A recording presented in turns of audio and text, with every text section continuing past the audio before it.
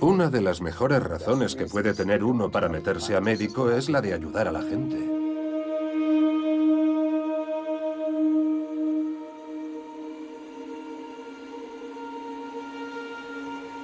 Cuando alguien acude a tu consulta porque ve que su vida está coartada por el dolor, el hecho de poder aliviar ese dolor te da una satisfacción enorme.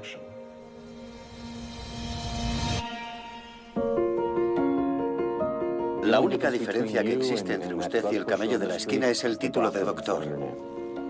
Cuando vas al médico es para resolver un problema que tienes, y eso no es lo que hacía Hurwitz. De repente imputaron a un prestigioso médico especializado en el tratamiento del dolor como si se tratase de un camello. Él creía que sus pacientes estaban sufriendo de veras. A mí me devolvió la vida. El doctor Hurwitz tiene un montón de pacientes que se encuentran perfectamente, pero también hay 2 que han fallecido. Es un demonio. Con todo lo que le ha hecho a mi familia y a las demás familias. Su nombre no paraba de salir a colación, y ahí fue cuando intuimos que estaba pasando algo más gordo. La oxicodona es el analgésico opiáceo más vendido en Estados Unidos. Pero también es una sustancia mortal y altamente adictiva. El dolor ha dejado de ser una fatalidad. Es una droga que puede ser un ángel de la muerte o un ángel de la vida, depende de cómo se use. Nunca había visto nada parecido a la investigación de Hurwitz. Nunca pensé que fuera culpable de las cosas de las que le acusaba el gobierno. Que vaya a la silla eléctrica. Las acusaciones vertidas contra el Dr. Hurwitz apuntan a un traficante despiadado y mortal.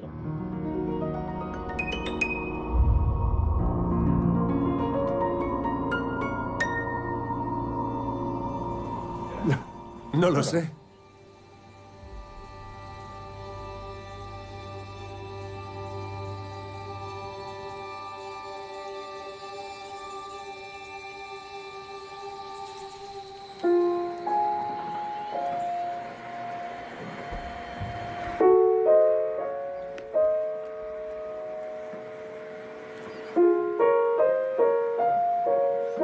Me encanta esta pieza.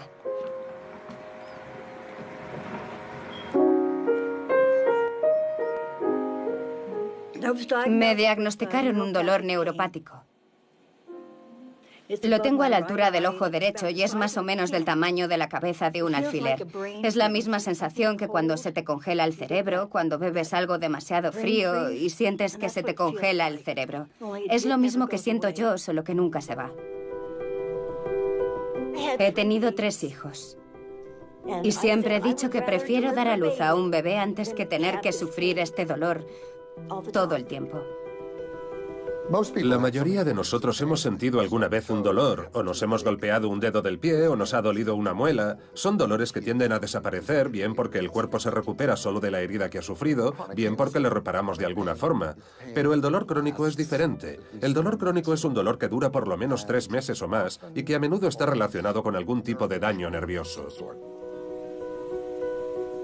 Es la razón más frecuente por la que los pacientes van a ver a los médicos. Así que los médicos tenemos un poder real, el de aliviar su dolor o negarles ese alivio.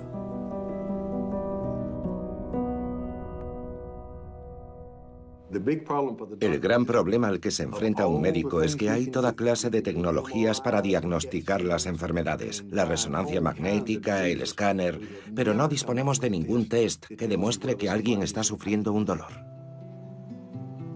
Cuando llega el paciente, le das una escala para que evalúe su dolor. 0 quiere decir que no le duele nada y 10 que es el peor dolor imaginable. Yo siempre lo comparo con que te atropelle un camión. Te duele todo tanto que lo único que puedes hacer es ponerte a llorar.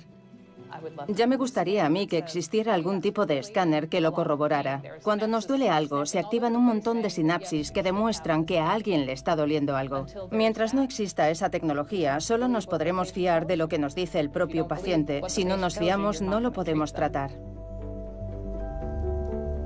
Me imagino que tiene que ser muy duro cuando un paciente va a ver a un médico porque está aquejado de dolores crónicos y le preocupa que el médico lo vaya a rechazar o no lo vaya a creer. A mí, desde luego, no me gustaría que me trataran así. Llegué a un punto en el que ya nada me aliviaba el dolor y le dije a mi marido, hay que hacer algo. Nunca había tenido calidad de vida. Hacía lo que podía por convivir con el dolor, pero ya no podía más.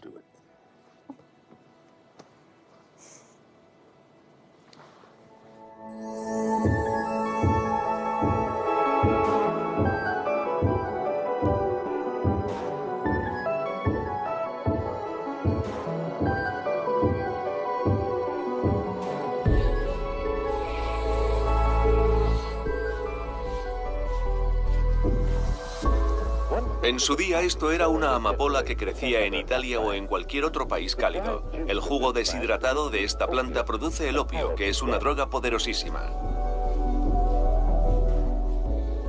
El opio contiene, entre otras cosas, morfina, que se emplea en medicina para aliviar el dolor severo. La morfina y otros derivados son los que conforman el grupo de sustancias conocidas como opiáceos. Los opiáceos son unos analgésicos sencillamente asombrosos. Tienen un efecto casi universal. Quien lo toma, salvo raras excepciones, siente un alivio del dolor. La compañía farmacéutica Bayer comercializó la heroína junto con la aspirina a principios del siglo XX. Pero enseguida apareció una subclase de gente que la había recibido inicialmente de su médico y se había acabado enganchando a ella, provocando una epidemia que duró todo el siglo pasado y que se conoció como narcomanía. Bajo la influencia de este fármaco actúa casi como un ser humano. Sin ella se convierte en un animal torturado y desesperado. Lo que se produjo entonces fue una especie de fobia hacia los opiáceos que hizo que se volviese ilegal recetar opiáceos salvo en determinadas condiciones muy extremas. Cuando empecé a ejercer la medicina, había toda una categoría de pacientes a los que me daba miedo ver entrar en mi consulta. Eran los que sufrían dolores crónicos. Yo pensaba que no podía hacer nada por ayudarlos. En la Facultad de Medicina te enseñan que si recetas un opiáceo, puedes tratar a un paciente postoperatorio durante 1 o 2 días a lo sumo. Si estás seguro de que el paciente se va a morir, lo puedes tratar durante 2 o 3 semanas. Pero si piensas que va a sobrevivir, no lo puedes tratar con opiáceos. La adicción a las drogas conduce a una vida degradante de prostitución. A estas alturas de la historia, llevamos unos 100 años de propaganda contra las drogas. Hay que acabar con el alcohol. Marihuana, la hierba ardiente que echa sus raíces en el infierno. Vale, por última vez, esto es lo que te hacen las drogas. Esa idea de que las drogas son malas, sin matices, es una idea que ha calado en la opinión pública. Es fácil pintar a esos pacientes como si fueran drogadictos.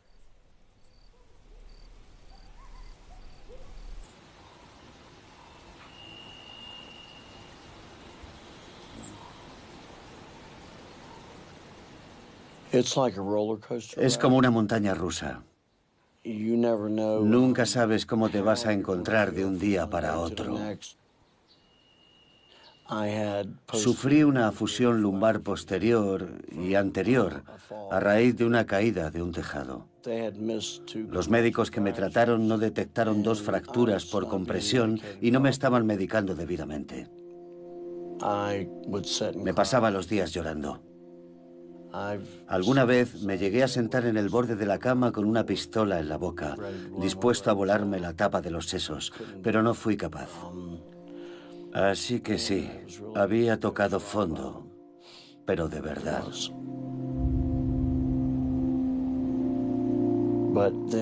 Hasta que un médico se apiadó de mí, me miró y me dijo: Brett, hay luz al final del túnel.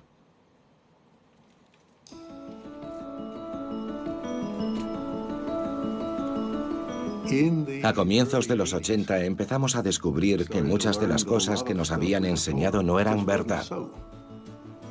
El artículo de Portnoy salió a mediados de los 80 y decía: hemos seguido a 38 pacientes con dolores crónicos y les ha ido mucho mejor después de recetarles opiáceos. ¿A qué es genial?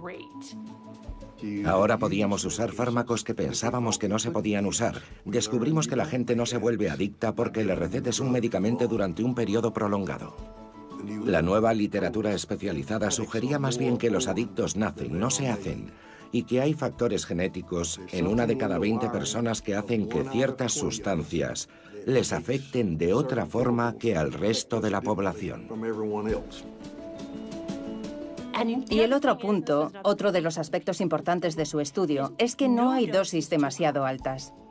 Es una idea clave. La idea es que si una sustancia funciona durante una temporada y luego deja de surtir efecto, no hay que tener miedo de aumentar la dosis. No hay que tenerle fobia a los opiáceos. Los médicos más intrépidos dijeron, ¿sabéis qué? No estamos ayudando lo suficiente a estas personas. Hay que liberalizar el uso de los opiáceos en los casos donde los dolores son tremendos, devastadores. Cuando leí esos estudios pensé, caray, o sea que estamos en una nueva era.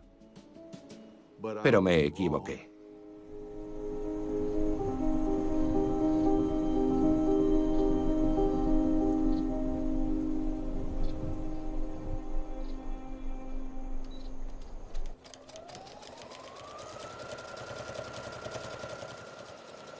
Me llamo Laura Cooper. Soy abogada. Me diagnosticaron una versión severa y fulminante de la esclerosis múltiple. Y al cabo de 6 semanas ya tenía que ir en silla de ruedas. Además tenía dificultades respiratorias y francamente los médicos no me creían. Nunca habían visto nada igual en un cuadro de esclerosis múltiple, así que no me creían. Tenía broncas todo el tiempo con el personal que me estaba tratando, en Georgetown. Más o menos me estaban tratando como si tuviera problemas mentales, más que neurológicos. Todas las personas con las que hablaba me decían que Billy, además de ser brillante, era el único médico del país que podía resolver esta clase de problemas. Dadas las circunstancias, no había casi nadie que estuviera dispuesto o que fuese capaz de cuidar de los pacientes a los que estaba tratando, porque yo estaba usando los fármacos de una manera, digamos, innovadora, y la mayoría de los médicos no tenía experiencia en ese campo. Recuerdo que pasaba horas enteras sentado a mi lado, observándome, hablando conmigo, hojeando mi historial médico. Me daba inyecciones de opiáceos cuando tocaba y enseguida me sentía mejor. No es fácil prever cómo va a reaccionar un paciente dado a una dosis dada de un medicamento dado, así que seguí una estrategia general conocida como análisis volumétrico, que consiste en ajustar la dosis hasta que funcione.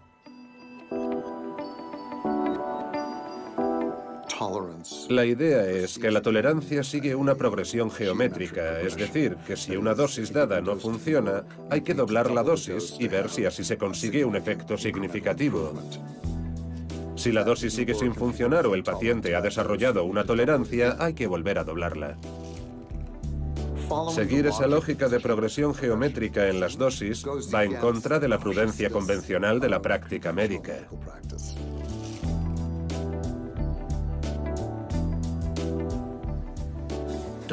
El doctor Horvitz se quería asegurar de que tu dolor estaba controlado.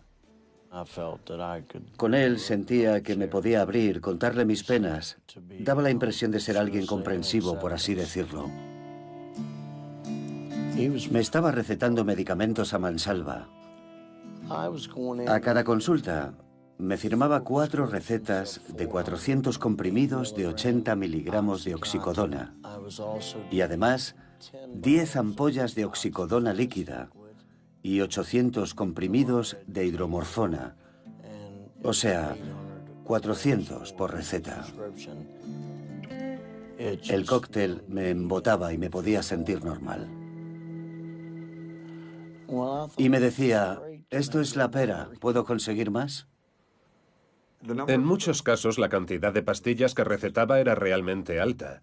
Creo que la dosis media que manejaba en mi consulta estaba en torno a entre 2 y 3 gramos de morfina al día. Si los tomas en pastillas de 30 miligramos, esos son 70 pastillas al día. Todavía me acuerdo perfectamente de salir de la consulta pensando, ¡qué pasada! Este tío es lo más. Me había tocado la puta lotería. Un distribuidor mayorista de medicamentos ha denunciado a esta farmacia familiar ante la DEA, la Administración para el Control de Drogas, porque estaba encargando cantidades anómalas de narcóticos. Cuando los agentes de la DEA entraron en la farmacia, descubrieron que el farmacéutico estaba manejando el 80% de las recetas del Dr. Hurwitz. El Colegio de Médicos de Virginia lo ha inhabilitado, alegando que la prescripción de narcóticos puede haber causado 2 muertes y plantea una amenaza de sobredosis a sus demás pacientes. El Dr. Hurwitz asegura que la mujer se suicidó y el hombre murió de una hemorragia interna. Se produjo alguna muerte relacionada con mis prácticas y con mi forma no convencional de extender las recetas, y para mucha gente las palabras muerte y no convencional bastan por sí solas para llegar a la conclusión de que debería ir a la cárcel. Los estupefacientes son una muleta, no ayudan a resolver el fondo del problema. A un paciente le recetó usted 24.690 pastillas a lo largo de 12 meses. A otro paciente 81.584 a lo largo de 19 meses. Parece que con esto bastaría para sedar a un ejército entero.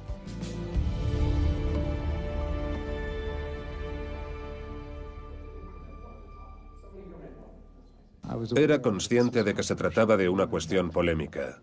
Para los que éramos sus pacientes, no era una cuestión de titulaciones. Era una cuestión de vida o muerte, porque Billy no era reemplazable.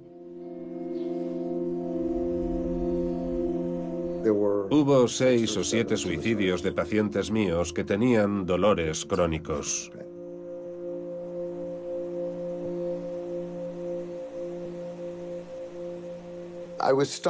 Me sorprendió lo poco que sabían las autoridades de este aspecto concreto de la práctica médica. No creo que haga falta ser un genio para darse cuenta de que era una dosis excesiva. La típica declaración era, si yo tomara todo eso estaría muerto, y no cabe duda de que es cierto. Si tomas una dosis lo bastante alta de un fármaco dado y no tienes tolerancia, te puedes morir. Pero insisto, un paciente que está acostumbrado a tomar esas dosis tan altas está protegido porque ya ha desarrollado una tolerancia elevada. Algunos de los especialistas más importantes en dolor dicen que el Dr. Hurwitz tiene razón. Ningún médico o agente del gobierno ni nadie puede fijarse sin más en el número de pastillas que está tomando un paciente y llegar a una conclusión sobre si esa dosis de medicación es excesiva o no. No cabe duda de que la terapia con opiáceos entraña ciertos riesgos, pero para alguien que padece una dolencia crónica, esos fármacos son menos peligrosos que la posibilidad de verse incapacitado por unos dolores crónicos.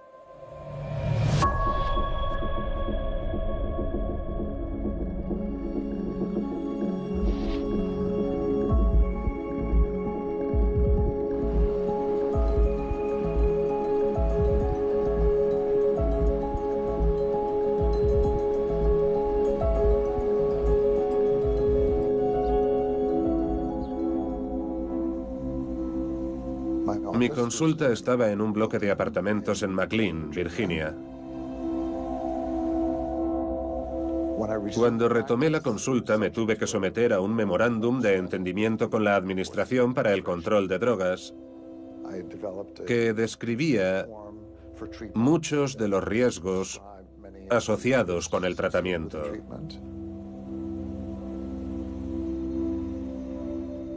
El Dr. Hurwitz nunca admitía a un paciente del que no pensara, sinceramente, que tenía una razón válida para estar sufriendo de manera crónica, además de una documentación que lo acreditase.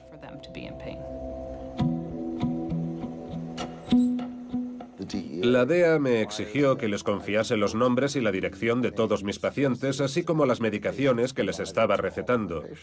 Y lo cierto es que lo hice escrupulosamente. Tenía un sistema de registro informático que generaba una lista de todos los medicamentos que había recetado. Así me cubría las espaldas.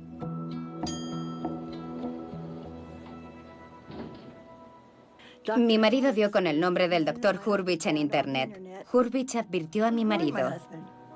Me dijo, de momento me he quitado de encima al Colegio de Médicos de Virginia, pero es cuestión de tiempo hasta que den con la forma de revocar mi título. Yo le dije, lo entiendo, me da lo mismo.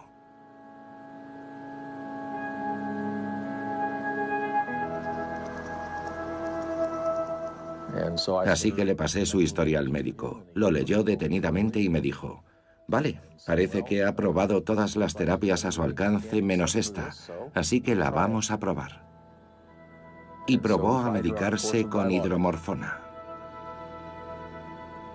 Recuerdo que estábamos dando una vuelta por Washington DC y me apoyé contra un árbol y...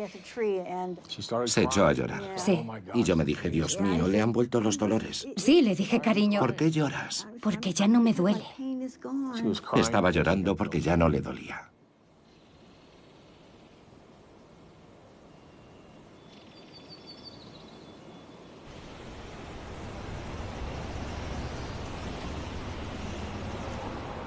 Entré en el cuerpo de policía con 21 años. Se podría decir que me metí en el mundo de las drogas, solo que del lado de la ley.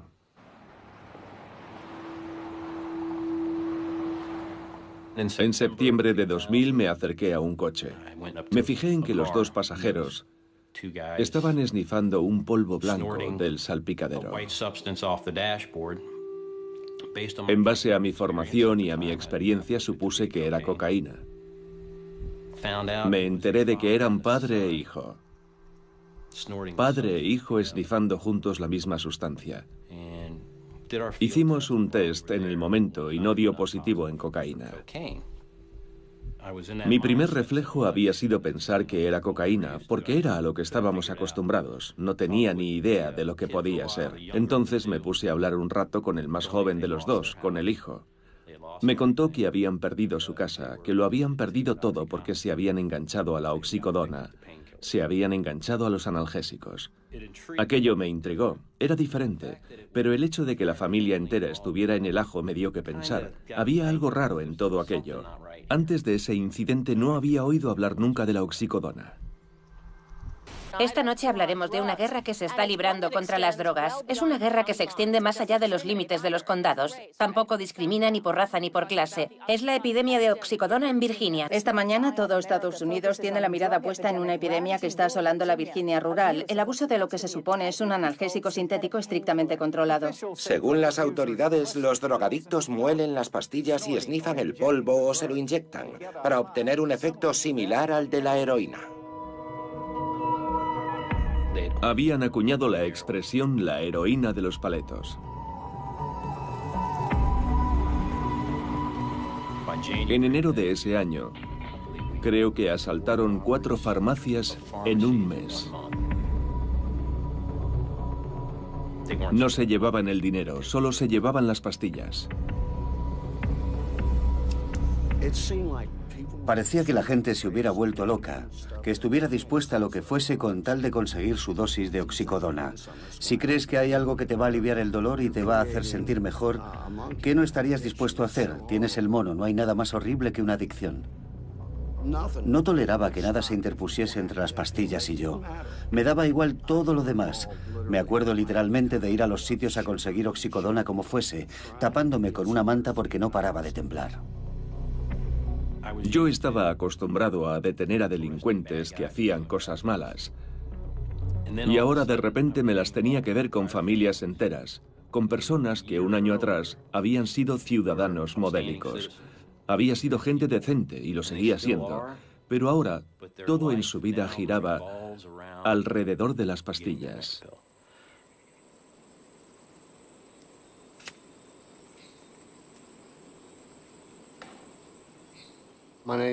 Me llamo Paul Nye. Mi mujer se llamaba Mary. Cuando la conocí era una mujer rebosante de energía y hacíamos toda clase de cosas juntos. Nos íbamos de acampada, íbamos a nadar a la playa. Nuestra luna de miel fue en Hawái. La verdad es que era un matrimonio perfecto. Un día, por lo visto, tuvo una caída en un supermercado mientras estaba haciendo la cola para pagar. Hasta donde yo sé no hay ningún registro médico, ni rayos X, ni resonancias magnéticas, ni otra prueba concluyente de que tuviera un problema. Decía que le dolía la zona lumbar. A veces lo describía como un dolor severo y otras veces como tolerable. Es difícil cuantificar el dolor de otra persona. Fue a ver al doctor Hurwitz, que en su primera consulta le dio una cantidad demencial de oxicodona. Creo que le dio 200 comprimidos de oxicodona la primera vez que la vio. A las 2 semanas probablemente dobló la dosis. 2 semanas después le estaba dando el cuádruple. Un día, a finales de 2001, nos convocaron a Mary y a mí del Departamento de Recursos Humanos de mi trabajo. Y lo que pasó fue que los de nuestro seguro médico estaban escandalizados con el precio y con la cantidad de las dosis que le estaba recetando Hurwitz a mi mujer. Llamé al doctor Hurwitz y le expresé mi preocupación, pero él se mantuvo en sus 13. Dijo que esa era la única manera de curar el dolor, que esas dosis tan altas de opiáceos eran lo normal y que todo iba a salir bien. Le dije a Mary, oye, hay que parar esto. No creo que esto vaya a resolver tu problema. Tenemos que investigar otras alternativas, cirugías, cualquier otra cosa que pueda ayudarte a salir de esta situación. Pero no me hizo caso. La única ayuda que aceptaba era la del doctor Hurwitz. Empezó a empeñar cosas de la casa, vació nuestra cuenta de ahorros. Una persona que necesita una droga hará lo que sea con tal de conseguir el dinero. Si hace falta, están dispuestos a robar a su madre, a su marido, a sus hijos. Es una situación muy triste.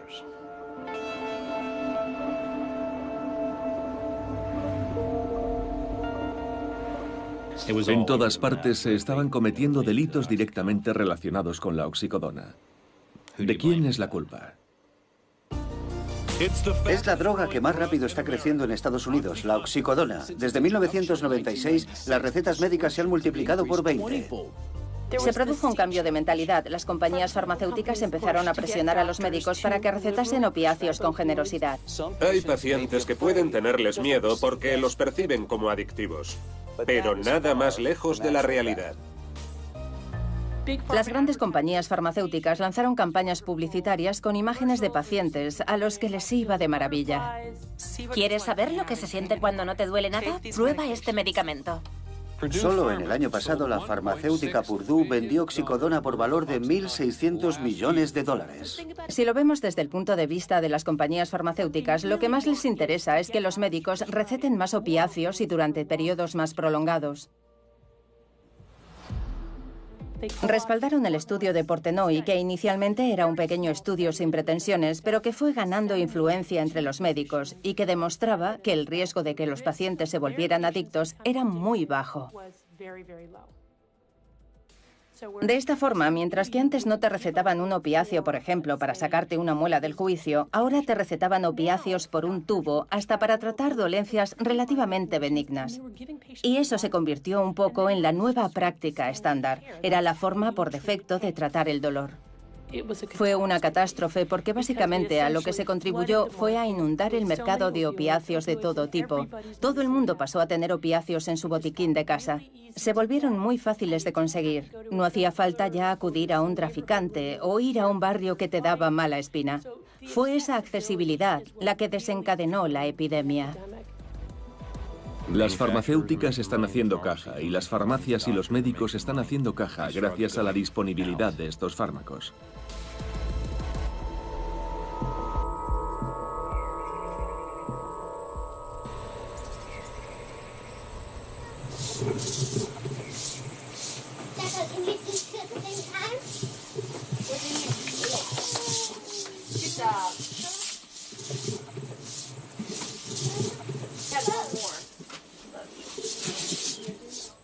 Mi marido, Rob, había estado metido en el mundo de la droga desde los 12 años o así. Tenía una personalidad adictiva. A los 20 y tantos años era drogadicto. Trapicheaba. Era un tipo malo. Un tipo malo. En esa época yo no lo habría tocado ni con un palo. Pero cuando lo conocí, había sentado la cabeza. Había dejado de hacer todas las cosas malas que me contó que había hecho. Ahora solo vivía para su hijo. Acababa de obtener su custodia.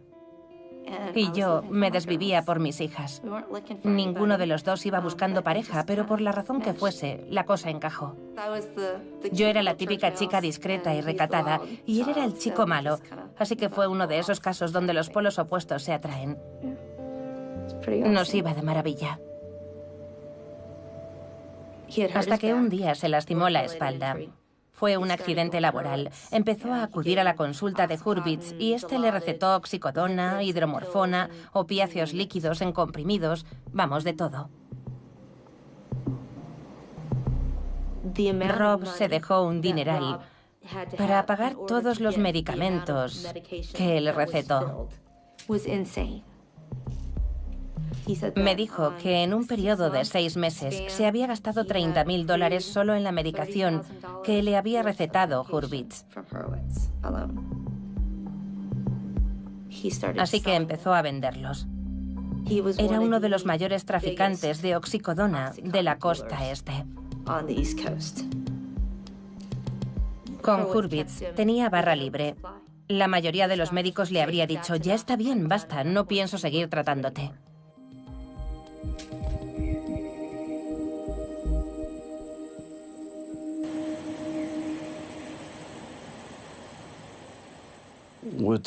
Con las cantidades que te recetaba era imposible que alguien sin ingresos se lo pudiera costear. Así que acababas haciendo cosas ilegales.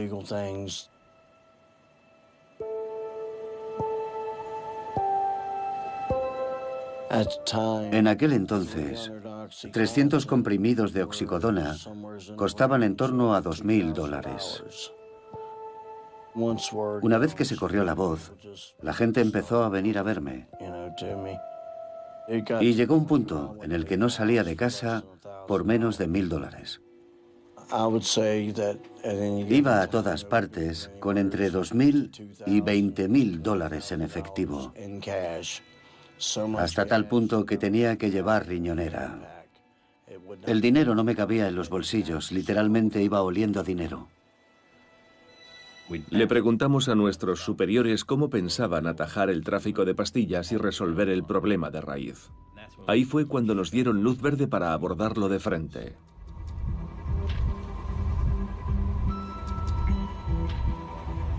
Fue una investigación muy transversal. Obteníamos información de los cuerpos de policía locales que nos indicaban quiénes eran los principales camellos. Les tendíamos emboscadas, haciéndonos pasar por compradores, y les sonsacábamos los nombres de sus fuentes de aprovisionamiento. Tenían recetas y aseguraban que eran suyas, que se las había extendido un médico.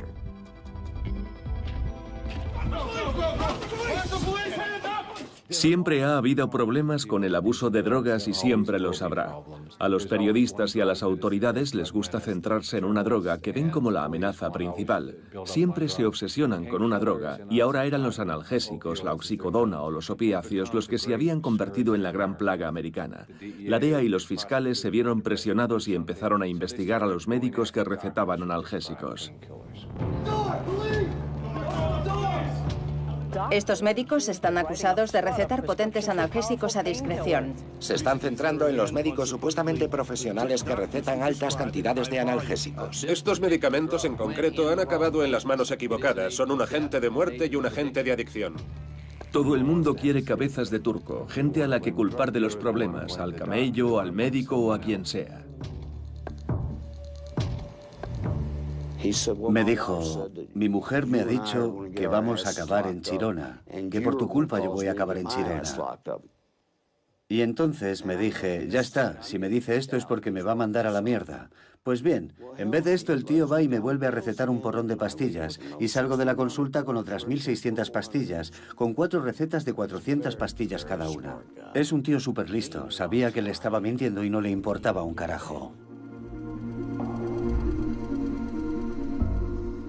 Vinieron a casa el 3 de junio de 2002, o sea, 4 días antes del 7º cumpleaños de mi hijo. Y mi hijo estaba ahí, llorando a lágrima viva y gritando, no os llevéis a mi papá, no os llevéis a mi papá. Y... supe que estaba acabado, supe que había llegado el momento de pagar por todo lo que había hecho.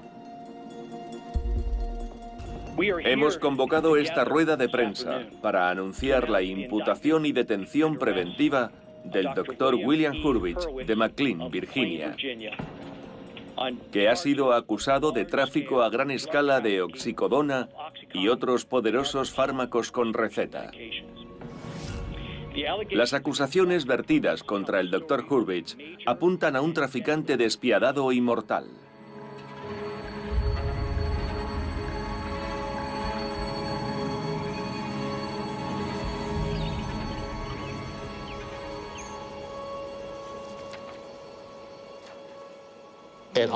En agosto de 2002, el Dr. Hurwitz le recetó a Mary 200 comprimidos de oxicodona, varios cientos de comprimidos de metadona y 30 de diazepam. Así que estoy seguro de que tenía para ir tirando durante un mes. Luego, cuando se te acaba el alijo, te entra el síndrome de abstinencia.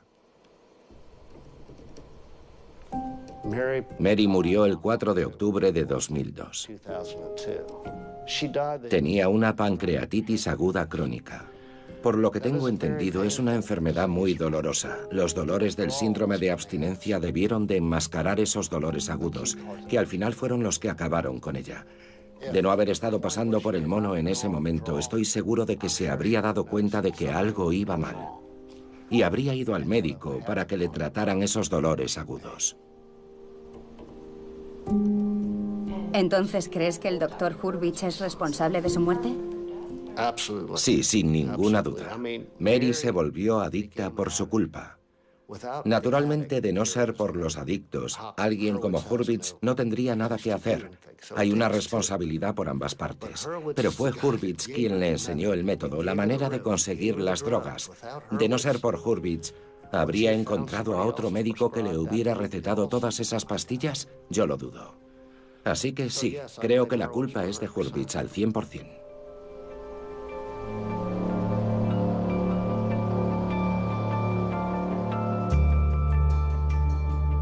Asistí al juicio a Hurwitz y la fiscalía sacó toda la artillería pesada. La directora de la DEA, Karen Tandy, tuvo ese gesto ridículo de esgrimir una bolsa con 1.600 pastillas, declarando que la DEA había salvado a América de ese horrible magnate de las drogas que era el Dr. Hurwitz. Su razonamiento es el siguiente: como esos pacientes son malos, la culpa es mía porque soy su proveedor. Soy como el cártel de Medellín, el rey de los camellos. Creo que pecaron de exceso de celo en su acusación. Sin duda estaban convencidos de tener razón, pero yo creo que se equivocaban.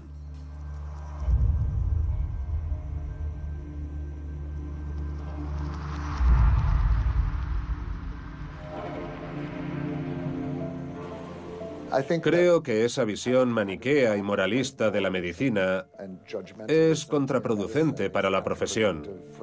Yo diría que, como médico, me corresponde a mí, en conciencia, tomar ciertas decisiones.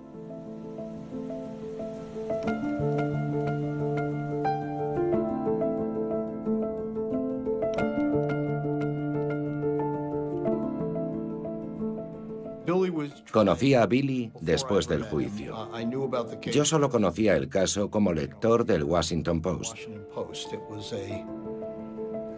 Fue un caso que tuvo bastante cobertura mediática en la zona de Washington, D.C.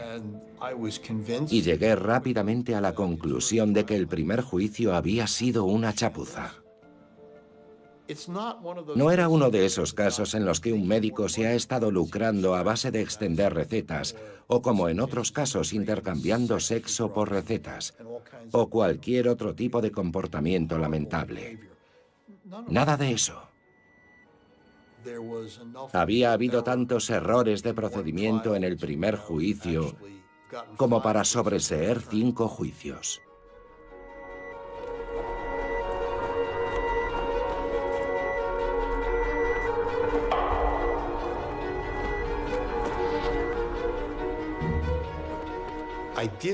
Es cierto que pensaba que era un caso difícil, que había pruebas incriminatorias y que a un jurado popular no le iba a costar nada condenarlo.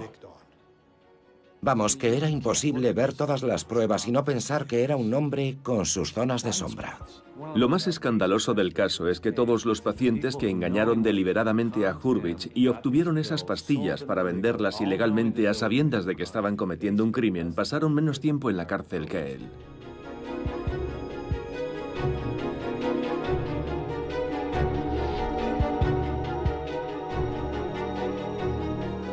Cuando te enfrentas a una pena de 20 años de cárcel y tienes a un hijo de 6 o 7 años esperándote en casa, estás dispuesto a declarar cualquier cosa que te pidan, siempre y cuando sea la verdad. Les dije que Hurwitz ignoraba las marcas de pinchazos en los brazos de la gente. Les conté que me restregaba abono en los brazos para disimular las marcas como si fuera maquillaje. Les conté que me había dicho que su mujer le había dicho que nos iban a enchironar. A pesar de todo, me sabía mal imaginarme al Dr. Hurwitz pasando el resto de su vida en la cárcel, a su edad, pero para entonces ya no dependía de mí, la cosa se me había ido de las manos. El principal argumento de nuestra defensa era que Billy era médico, que no era un traficante, y que les íbamos a mostrar concretamente cómo funcionaba la práctica de su profesión.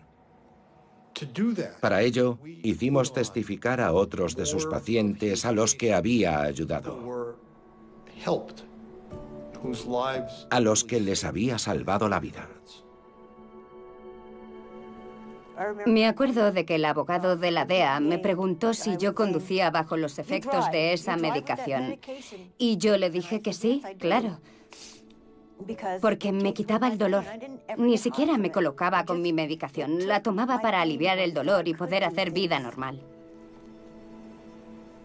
Me di cuenta de que algunos de los miembros del jurado estaban llorando. Y algún que otro espectador también estaba llorando por mi testimonio. Yo diría que, de entre todos los pacientes de Billy, cerca de un 10% entraba en la categoría de lo que el gobierno calificaría de traficantes de drogas, de consumidores de drogas o de drogadictos. Y pudimos demostrar que en todos los casos, Billy era el mismo médico, que estaba usando la misma metodología, el mismo enfoque, con todos sus pacientes. Puede que a las 10 de la mañana tuviera en su consulta a un buen paciente y a mediodía tuviera a uno de los que el gobierno considera malos. Vamos, los camellos. Pero lo cierto es que el Dr. Hurwitz estaba tratando a todos sus pacientes de la misma forma, minuto tras minuto. Puede que el Dr. Hurwitz fuese crédulo o que en algunos casos fuese un chapucero, pero es injusto exigirle a un médico que averigüe cuáles de sus pacientes le están mintiendo. Ese es el papel de la DEA, y de hecho le había dado a la DEA una lista de todas las personas a las que había recetado medicamentos. ¿Qué más puede hacer un médico? Les dijo, estos son mis pacientes, si alguno de ellos está revendiendo los fármacos, díganmelo y dejaré de atenderlo. En vez de eso, la DEA recopiló sus nombres y lo llevó a juicio a él. Si quieres criminalizar a un médico, acusarlo de ser un camello, no basta con demostrar que se mueve fuera de las convenciones, fuera de lo que haría la mayoría de los médicos. Tiene que haber una distinción clara entre lo que es la mala praxis médica, por un lado, y una práctica criminal de la medicina, por otro. Este caso puso a prueba ese límite más que ningún otro que yo recuerde.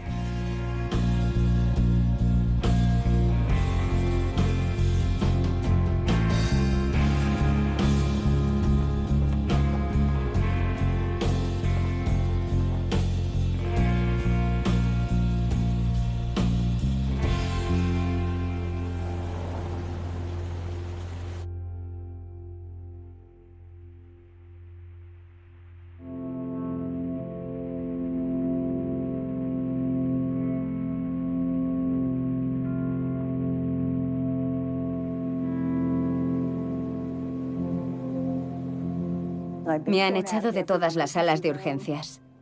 Y el personal siempre se encara con mi marido porque les dice, no me pienso ir de aquí hasta que no hagan algo para aliviarle el dolor a mi mujer. Al llegar veo a las enfermeras que le susurran al médico, ya ha estado aquí el otro día. Y mi marido dice, mi mujer estuvo aquí el otro día, pero sigue teniendo los mismos dolores.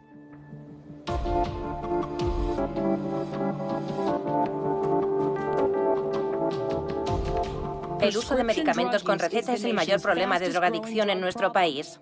Las muertes relacionadas con las recetas de opiáceos se han multiplicado por 4 desde 1999. Muchos de los que han empezado abusando de los opiáceos han terminado recurriendo a la heroína. Hay un aumento en el abuso de estas sustancias por parte de las mujeres, los blancos y los grupos socioeconómicos más altos. Alumnos de instituto, atletas universitarios, profesores y profesionales. La verdadera raíz del problema son los opiáceos con receta.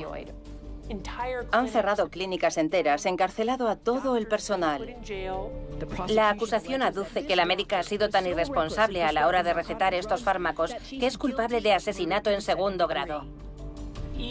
El propio doctor Portenoy admite ahora que subestimó gravemente el riesgo de generar una adicción. Ahora sabemos que las probabilidades de que un paciente medio sin historial adictivo acabe desarrollando una adicción son del 30% o incluso del 50% según ciertos estudios. Así que ha habido un cambio de mentalidad y ahora a los médicos les da pánico recetar opiáceos. Un médico especializado en el tratamiento del dolor acuñó la expresión de refugiados de los opiáceos. Es la gente a la que recetaban toneladas de opiáceos en los 80 y en los 90. Antes me dijeron que era el tratamiento adecuado y ahora ya no. Que alguien me ayude a entenderlo. Ahora que el doctor Hurwitz volvía a tener su consulta, estábamos encantados de llamar a su puerta. Sí. Porque es el mejor. Era el mejor de todos. Sigue siendo una cuestión muy problemática y muy compleja. En primer lugar, aún hay por ahí muchos médicos que están recetando altas dosis de opiáceos y que probablemente no deberían hacerlo. Al mismo tiempo, hay otros médicos que dicen, en la vida voy a recetar un opiáceo. Es una especie de reacción desesperada a una cuestión que aún no hemos sido capaces de resolver. Como médicos, ¿cómo podemos ser compasivos y tratar de ayudar a aliviar el dolor de estos individuos y a la vez evitar crearles una adicción? Ya está, listo. Como nuevo. ¿Me acercas las gafas de protección que están ahí?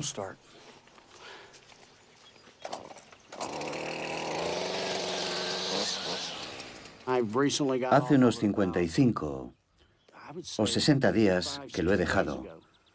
Y la verdad es que se nota mucho la diferencia. Tengo mucha más energía y en general soy mucho más estable mentalmente que antes. Aún tengo dolores, pero no pasa nada. Cuando te acostumbras puedes llegar a convivir con el dolor.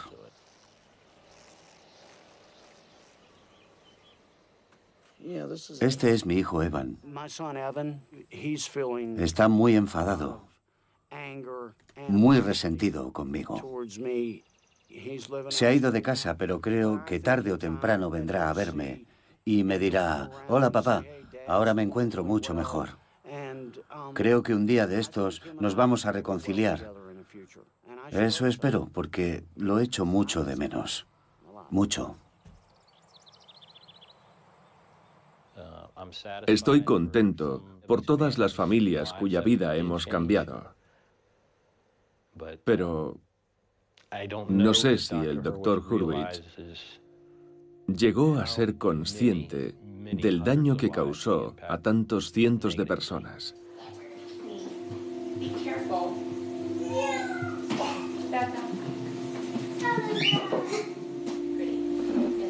Hay una guitarra, porque a mi padre le encantaba tocar la guitarra.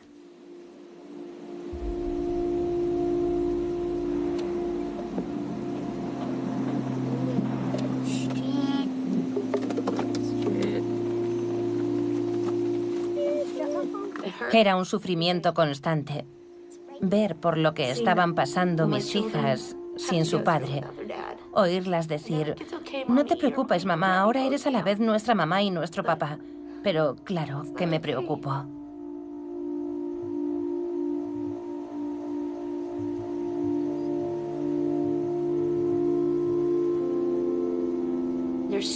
Hay tanta gente que sufre.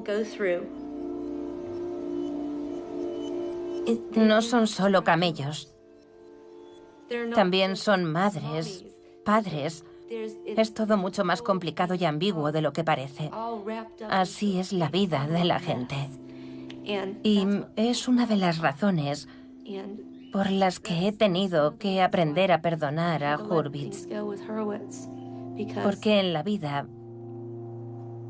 nada es o blanco o negro.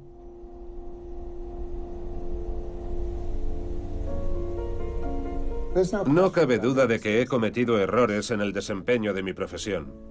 Podría mencionar muchas decisiones que tomé sobre ciertos pacientes, casos específicos en los que podría haber dicho, con este no hay nada que hacer, adiós. Pero no soy de los que se recrean en el pasado.